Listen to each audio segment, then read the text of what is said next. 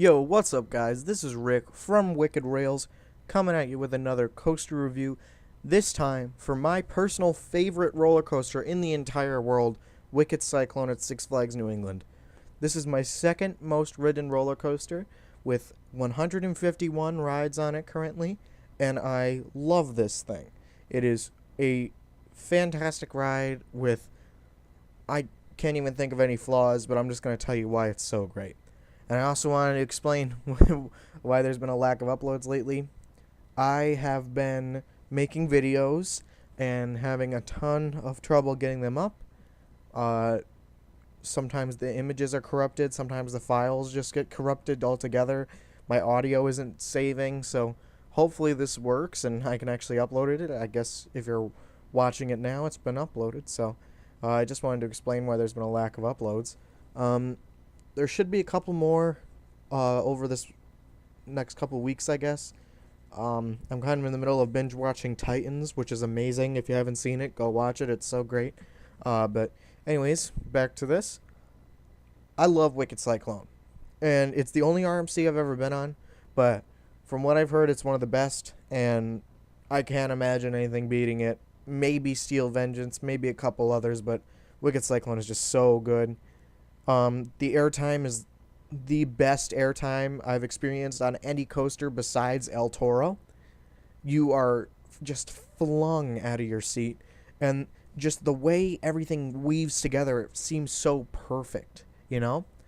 And I love this ride. It's so good. The color scheme is amazing.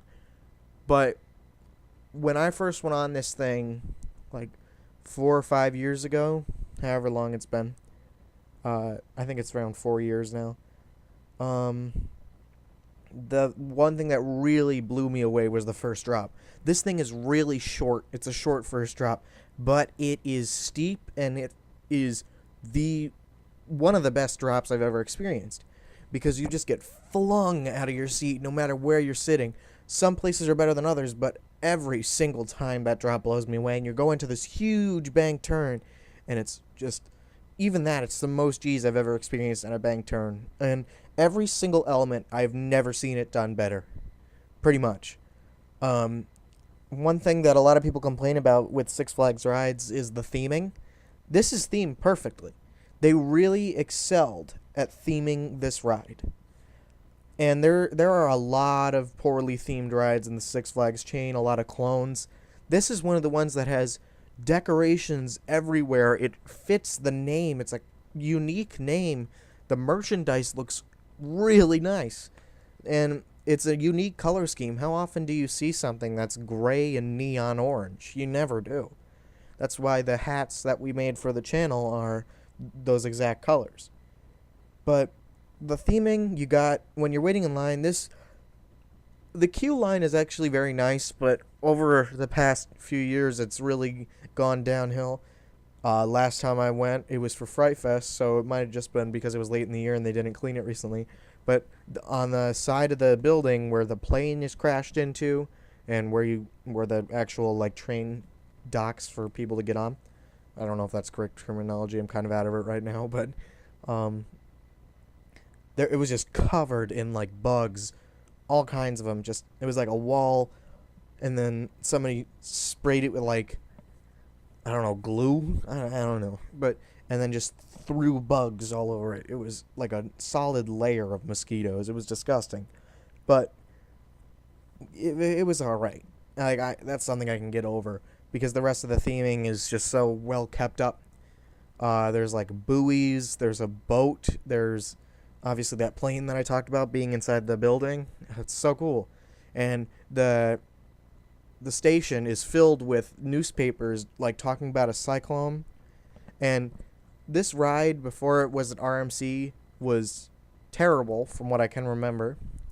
I think I went on it once, but the side of the park that Wicked Cyclone was on was always empty except for the line for Pandemonium, which is always about an hour and a half for some odd reason. And they had their slingshot over there because this was before Skyscreamer. This is what I remember. And nobody ever wanted to go over there because it was just Pandemonium and Flashback, and nobody likes a Vekoma Boomerang, really. And then they had Cyclone, which was their biggest wooden coaster, but it wasn't very good. They had a Slingshot, which you have to pay $50 to go on. And they had Blizzard River, which is almost always closed. So this really brought a lot more people to that side of the park, and it's their best ride in the park, so it's kind of hard to say it wasn't good placement for that. This is a really good night ride. One thing that's really great about Six Flags New England is the scenery. No matter what ride you're on, you can see pretty much the entire park, at least like any of their tall rides. And the views are just incredible. And especially on Superman and Wicked Cyclone.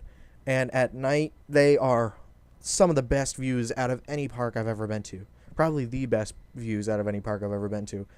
Most of their rides have lights on them, unlike parks like Great Adventure have very few lights, but Superman has a bunch. Wicked Cyclone, not much, but enough. And then you look at like Harley Quinn, which is just all lights. There's a lot of lights in the Gotham area, and it's just awesome. But Wicked Cyclone has always been a really cool night ride because you just never know what's going to happen next. It just adds this kind of thing of mystery to it. Like, you don't know when you're going to go into an inversion if you don't have the layout memorized like I do. But it is just so intense, and just riding it at night ups it even more. And it just makes it that much better. Same thing with Superman. If you ever go to Six Flags New England, if you're able to stay till night, make sure that you get rides on Wicked Cyclone, Superman, and Harley Quinn. Harley Quinn at night is awesome too, because like I said, all the lights are on, you get just amazing views. But I'd say my favorite night ride in the entire world is Wicked Cyclone. And the restraints for this ride, I hear a lot of complaints about. I like them. I really do. I think they're some of the best restraints I've ever experienced. They do have calf holders, like leg holders, which is fine. You can get over that. But the main complaint I hear is from GP, and it's that there's no handles to hold on to. Like, you don't really need to hold on to handles to be safe, but I love the restraints. I think that the trains are really well modeled.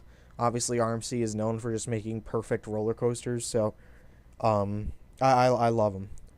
And that's really all I have to say about that. Like, I can't complain about the restraints like I can for Superman. Even I love Superman's restraints. Well, I love Superman. I don't love its restraints. Pardon me. But this ride, like what I've heard every RMC to be, is best in the back seat. You get flung over the airtime hills so quickly, and it's the only coaster I've had that I've been on with better airtime. I said this earlier, is El Toro, and maybe the Comet. The Comet's really, really strong airtime, but probably not. The Comet's not better than Wicked Cyclone. Forget I said anything. But Wicked Cyclone is so much better in the back. It feels like a completely different ride. And it's phenomenal in the front seat, but it's the best ride I've ever been on in the back seat. It is so, so, so good. It's amazing how quickly you just go through the layout. And I always try to ride it in the back seat because Six Flags New England is filled with a lot of GP. There's not too many coaster enthusiasts in our area, just in the Northeast at all. And there's just not that many good parks. You got Great Adventure, Lake Compounds, Six Flags New England. You have the Great Escape, but the Great Escape is terrible. And there's only one RMC in the Northeast, but I'll get to that later in the video. I think that if you have the chance, you have to experience this ride as a night ride in the back seat because it is so good. That's all I really have to say about that. And I've heard some recent allegations that Wicked Cyclone has been running really, really poorly. I've gone several times this season.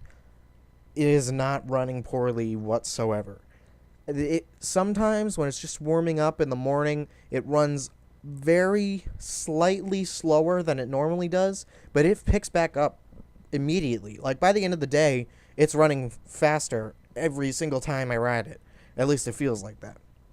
I don't know who started saying that it was like unbelievably slow in the last third, because whoever said that, they're wrong. It's not slow at all. It's an RMC. It's fast. It's known for being fast, and it's a very intense ride. And the end is always going to be slower than the beginning because you're losing momentum. And towards the end of Wicked Cyclone, there aren't many airtime hills. You're just kind of weaving in and out of the bottom of the layout. But like, those are just really stupid allegations. And I want to let you guys know what my grade for this ride is, and it is a 10 out of 10. It is one of very few rides that I've been on that I would consider a 10 out of 10. And if you can, you have to experience this ride. I believe it is the best RMC in the Northeast because it's the only RMC in the Northeast. And I'm going to get a little sidetracked here to talk about this. RMCs are known to be the best coasters in the world now. The only company that even really competes with them for best in the world right now is Intamin, but they are just knocking it out of the park again and again and again and again. I can't remember a single time somebody was disappointed by an RMC. They're always amazing rides. And I wanted to just let you know my thoughts on RMCs in general. I've only ever been on one, and that's the main problem that I have with them. There is only one RMC coaster in the Northeast, and it's my favorite coaster. It's Wicked Cyclone, and I love Wicked Cyclone. So that's why I really want there to be another coaster that is made by RMC in my area. Whether it goes to Great Adventure in 2020, which seems like everybody wants, or even the Great Escape, which it will almost definitely never happen because they got buckets this year for some reason, or even Lake Compounds with Wildcat could 100% be RMC'd. I think it would be cool to have the world's first T-Rex in our area, but I'd still just like to ride another Topper track or iBox track or just another hybrid coaster by RMC. I have never been on a Raptor. The only RMC coaster I've ever been on is a hybrid. So I'd like to ride all three types. Hopefully next year I will be able to. I'm going to be making a video very soon, might even go up later today or later tonight, I don't know, or maybe even tomorrow, about my park plans for 2019. I should be going to 2 or 3 new parks that I've never been to before, so I'm very excited for that. Thank you guys for watching. Make sure you subscribe, like the video if you enjoyed.